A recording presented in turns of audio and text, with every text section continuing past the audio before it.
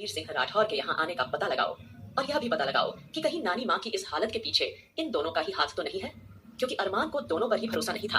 अब जल्दी ही अरमान सीधा नानी माँ का सीधा आस्था के पास चला गया था और उसने देखा कि आस्था आंखें बंद किए हुए लेटी हुई थी। वह समझ चुका था कि जरूर यह रश्मि के इंजेक्शन का ही असर है कि आस्था की आंखें बार बार भारी हो रही थी। इसीलिए अरमान सीधा जाकर आस्था के पास बैठ गया था। उसकी आंखों में दूर दूर तक कोई नींद नहीं थी। इनफैक्ट अरमान ही नहीं, बाकी सभी लोग रात भर जागते रहे, कभी थोड़ा बहुत सोते, कभी जागते, इसी तरह से रात गुजार रहे थे। इस बीच अरमान सिंघानिया 1 मिनट के लिए भी नहीं सोया था। पूरी रात वह आस्था को देखता रहा। आस्था किस तरह बार बार नींद में बेचैन होकर उठ जाती थी और फिर रोने लगती, क्योंकि नानी माँ का खून से लथपथ चेहरा आस्था की आंखों के सामने से जा ही नहीं रहा था। इस वक्त आस्था की हालत बहुत ज्यादा खराब थी। उसे समझ नहीं आ रहा था कि आखिरकार उसकी नानी माँ के साथ यह सब कुछ कैसे हो सकता है। रह रहकर उसके दिमाग में सिर्फ और सिर्फ वही अंधविश्वास जन्म ले रहा था कि उन्होंने गांव का रूल तोड़ा है, क्योंकि गांव में किसी को भी उसे पिशाच वाले पेड़ के पास जाने की इजाजत नहीं थी। पिशाच वाले पेड़ के पास का इलाका तकरीबन कई 100 बीघा का था। आधे से ज्यादा गांव का हिस्सा पिशाच वाले पेड़ की तरफ ही आता था। उस पूरे इलाके में किसी को भी जाने की इजाजत नहीं थी।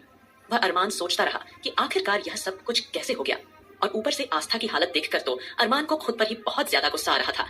वह सब कुछ बर्दाश्त कर सकता था, लेकिन अपनी प्यारी खूबसूरत बीवी आस्था पर वह इतनी सी भी आंच बर्दाश्त नहीं कर सकता था। लेकिन आज तो उसकी आस्था खून के आंसू रो रही थी, तो यह बात उसे काफी ज्यादा बेचैन की हुई थी, और वह पूरी रात कमरे में इधर उधर टहलता हुआ सोचने लगा था कि आखिरकार ऐसा कैसे हो सकता है। ऊपर से क्योंकि गांव में CCTV कैमरा वगैरह भी नहीं थे जिससे यह पता लगाया जा सके कि आखिरकार नानी माँ पर हमला किसने किया था। फिलहाल उसने अपने भरोसेमंद साथियों आकाश, सुमित, ध्रुव, आहान को काम पर लगा दिया था। ध्रुव और आहान का दिमाग इस तरह की जासूसी में कुछ ज्यादा ही चलता था।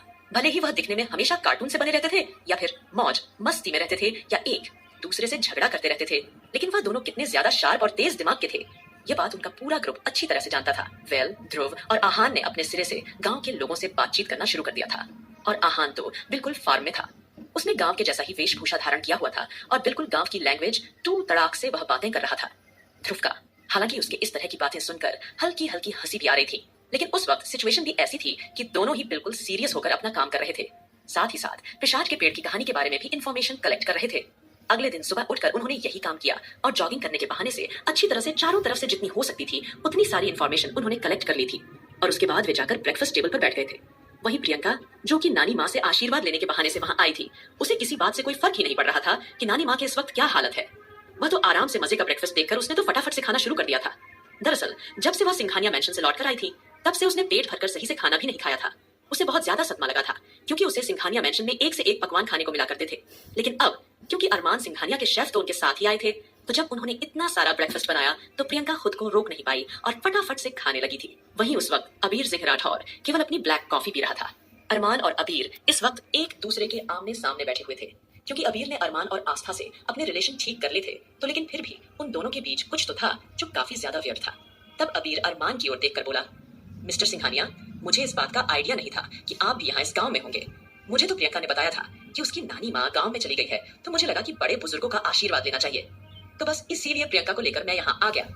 अचानक नाश्ता करते हुए प्रियंका की नजर अविनाश पर पड़ी।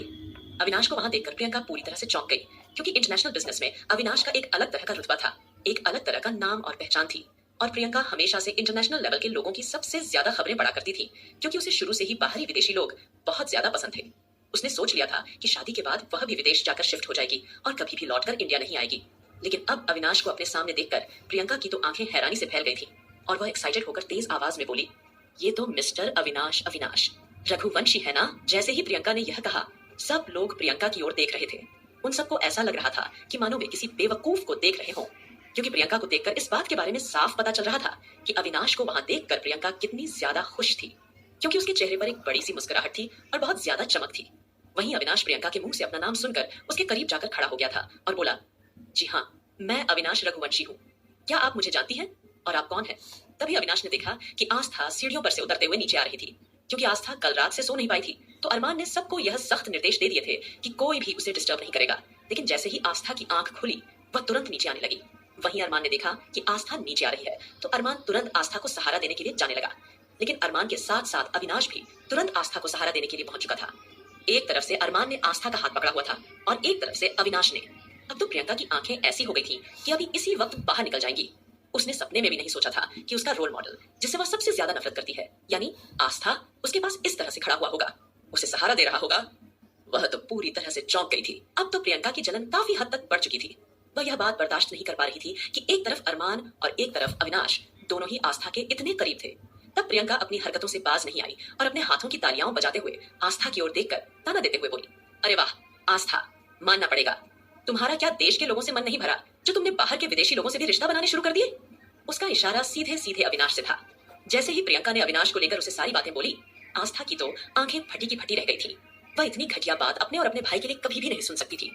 उसे ऐसा लग रहा था कि अभी जमीन खुद जाए और वह उसमें समा जाए। अब आस्था गुस्से से प्रियंका की तरफ बढ़ी। उसने जोरदार तमाचा उसके मुंह पर मारते हुए कहा, खबरदार, जो मेरे भाई के बारे में एक लफ्ज भी कहा तो। जैसे ही प्रियंका ने यह सुना कि अविनाश आस्था का भाई है, उसे तो ऐसा लगा मानो किसी ने उसे जलती हुई आग में फेंक दिया हो। वह सबको बारी बारी से देख रही थी। सभी लोगों की आंखों में प्रियंका के लिए गुस्सा और नफरत साफ दिखाई दे रही थी। अब प्रियंका के लिए वहां खड़े रहना मुश्किल हो चुका था और वह पैर पटकते हुए सीधा अपने कमरे में चली गई थी। वहीं अबीर सिंह राठौर भी इस बात के बारे में जानने के बाद कि अविनाश रघुवंशी आस्था का भाई है, वह पूरी तरह से नॉर्मल था। लेकिन फिलहाल उसे ज्यादा हैरानी नहीं हुई थी, क्योंकि कुछ ना कुछ तो था अबीर सिंह राठौर की आंखों में जिसके लिए वह वहां आया था। वेल, अबीर सिंह राठौर अपने किसी खास मकसद की वजह से वहां आया था और इसके लिए उसे आस्था और अविनाश दोनों की ही जरूरत थी। वेल, उसका क्या मकसद था यह तो हमें आने वाला समय ही बताने वाला था। अब आस्था प्रियंका को लेकर अपना ज्यादा टाइम खराब नहीं करना चाहती थी और वह रश्मि की ओर देखकर बोली, रश्मि दीदी, क्या हम नानी माँ से मिल सकते हैं? आखिरकार उन्हें होश कब तक आएगा?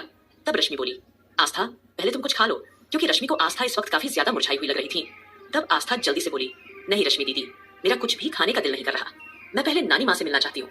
तब रश्मि धीमी आवाज में बोली, ठीक है, आओ मेरे साथ। ऐसा बोलकर रश्मि जल्दी ही आस्था को नानी माँ के कमरे में ले गई थी और जैसे ही आस्था ने नानी माँ को देखा, वह खुशी से रश्मि से लिपट गई, क्योंकि नानी माँ की आंखें खुली हुई थी। अब आस्था जल्दी से बोली, रश्मि दीदी, नानी माँ को होश आ गया और आपने हमें बताया भी नहीं। हम तो कब से नानी माँ के होश में आने का इंतजार कर रहे थे।